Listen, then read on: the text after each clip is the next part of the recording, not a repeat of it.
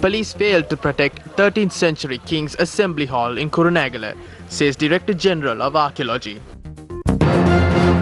Army Commander says all those who visited inmates at the Kandakadu Rehabilitation and Treatment Center tested negative for COVID-19. The highest number of corona infections reported in a single day in the world.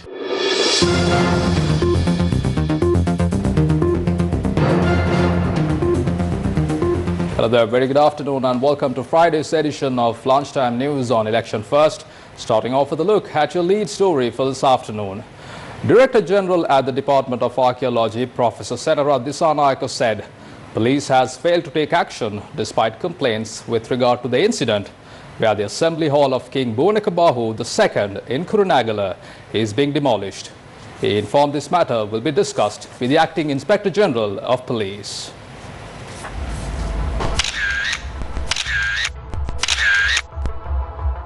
The Assembly Hall of King Bhuvanekabahu II, who established Kurunegala as his kingdom, had been maintained on a wooden construction. A building had been constructed in the past to protect this archaeological site that is located in the heart of the Kurunegala town.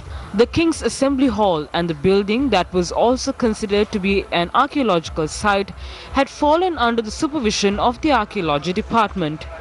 The Kurunegala Municipal Council had operated a hotel within this building in the past.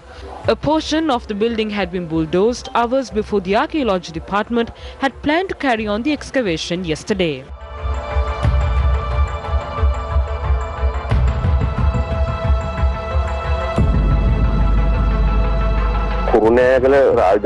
It is believed that the building, which belonged to the Kurunegala Kingdom, was operated as Bhuvaneka Hotel. It is believed to be a Pradesh Sabha hall. Also, this should be the most protected site among the archaeological sites in Kurunegala. A part of a drainage which belongs to the Kurunegala Kingdom was also demolished earlier. We lodged a complaint with the police on the 6th, but there was no action taken. However, the day before yesterday, they bulldozed the place. We lodged another complaint with the police. However, they still have not acted.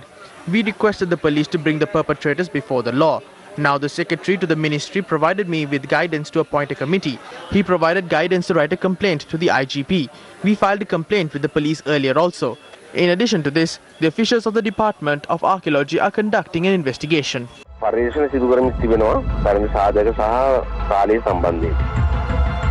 When Newsfirst inquired from the mayor of Kurunegala, Tushara Sanjeeva, he stated that this was done with the permission of the Road Development Authority as the road at the back of the building was to be repaired. The mayor added that no damage would be done to the front part of the building. However, a senior official at the Road Development Authority said there is no connection between the demolition of the historic Assembly Hall in Kurunegala and the widening of roads. Meanwhile, several politicians, including Nalim Bandara and Ashoka Singha, visited the historic site in Kurunegala this morning. It has been more than 24 hours since the Archaeological Department lodged a complaint with the police regarding this destruction. However, people wonder why the law is not being enforced against this act. Meanwhile, archaeological excavations at the historic site commenced this morning. Our correspondent said field officers of the Department of Archaeology will visit the site and determine the era of the building. The Public Health Inspectors Union of Sri Lanka said it will step away from all COVID-19 control duties with effect from today. A statement signed by its chairman G.U. Rohana, addressed to the Secretary to the Ministry of Health, noted that this move was taken as a mark of protest to the recent statement made by the Health Minister, who said PHIs will not be vested with any power in order to prevent any inconvenience caused to the public. The statement went on to note that the PHI union expresses its dismay over the statement, adding that until today, public health inspectors had been engaged in great effort to protect the people of Sri Lanka with minimum facilities and no legal protection. It added the PHI union is disappointed with the efforts being made to highlight their service as an inconvenience to the general public. In one of your headline-making story, Army Commander Lieutenant General Savindra Silva said PCR tests conducted on all those who visited inmates at the Kandakadu Treatment and Rehabilitation Center tested negative for COVID-19.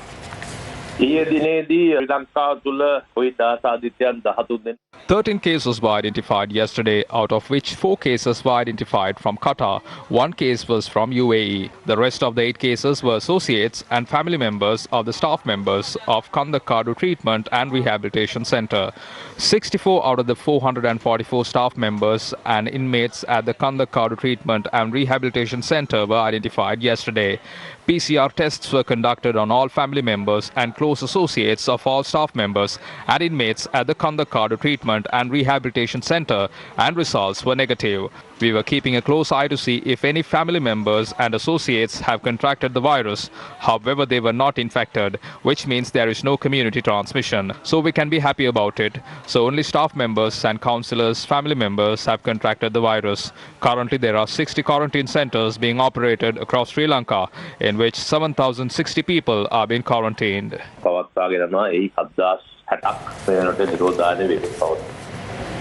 According to the Ministry of Health, 13 COVID-19 infected patients were identified from the country yesterday. According to the Government Information Department, of the total positive cases confirmed yesterday, 8 were cases contracted from Treatment and Rehabilitation Kandakadu. Further, 4 returnees from Qatar and another returnee from the UAE also tested positive for COVID-19 yesterday. Thereby, the total number of confirmed COVID-19 cases in Sri Lanka has risen to 2,687. There are 669 active COVID-19 patients receiving treatment. The total recoveries in the country stands at 2,007, after 6 more patients were discharged yesterday following recovery. Postal voting of the upcoming general election got underway for the 5th day today. The postal vote was cast today by security officials. Commissioner General of Elections Saman Sri Ratnayaka said that public servants who are unable to cast their postal votes on the relevant days will be given the opportunity to cast their votes at the district secretariats on the 20th and 21st. The number of postal voters who are eligible to cast their postal votes in this general election is 705,085. A public rally of the Sri Lanka Podujana Peramuna was held in Ruwanwela yesterday. A group of SLPP representatives, including Prime Minister Mahinda Rajapaksa, attended the event. ජනාධිපතිවරයා පත් කරගත්ත අවස්ථාවේදී නොවැම්බර් මාසෙ පත් වුණේ මේ ව්‍යවස්ථාව අනුව අවුරුදු According to the constitution, at the time the president was elected in November, we were not able to dissolve the parliament for 4 years. We stayed until March and dissolved. And because of the coronavirus in April, things got delayed. We will be having the election on the 5th of August. All of this happened because of the change of constitution. You had to stay at home for months because of the coronavirus. The electricity and water bills have also increased. Those who have to pay 5,000 monthly now have to pay 9,000. Why? Because people were restricted to their homes and they were watching TV all day, and children were also watching their dramas and cartoons. Their consumption was high, and as a result, the bills increased. You now have to pay the bill for February. We have given you that relief. The Ceylon Electricity Board had to incur a loss of more than 3 billion rupees because of this. No matter how difficult it is, we will not hesitate to serve the people and fulfill their requirements. Since we have served you well, it is your responsibility to give us power. We all have problems. Who doesn't? Another rally of Samagi Jana Balawege was held in Vilgamuva yesterday. The rally, which was organized by Samagi Jana Balawege candidate Rohini Kaviratna, was attended by the leader of the party, Sajid Premadasa.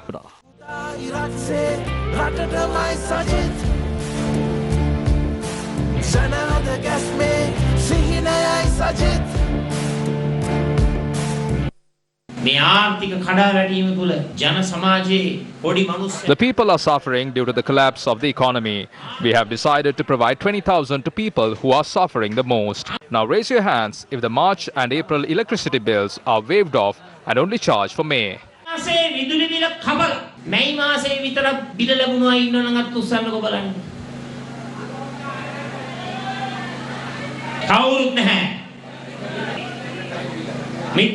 There's a gentleman who has brought his electricity bill.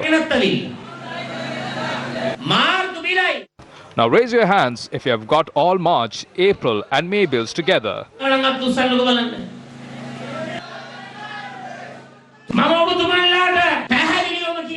I will clearly tell you that I will return the money that you have paid for March and April electricity bills.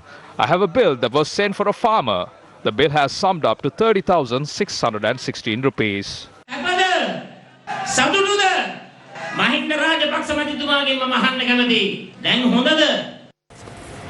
The main election operations office of the United National Party was declared open in Kolpiti under the patronage of its leader Ranil Wickremesinghe. මේ රජයට ඇත්ත වශයෙන්ම මේ corona උවදුරට මුහුණ දෙන්න බැරි වෙලා තියෙන්නේ. This government is not really able to handle this pandemic. They are going all around the country. Today, some government sectors are calling for a reimposition of curfew and a lockdown.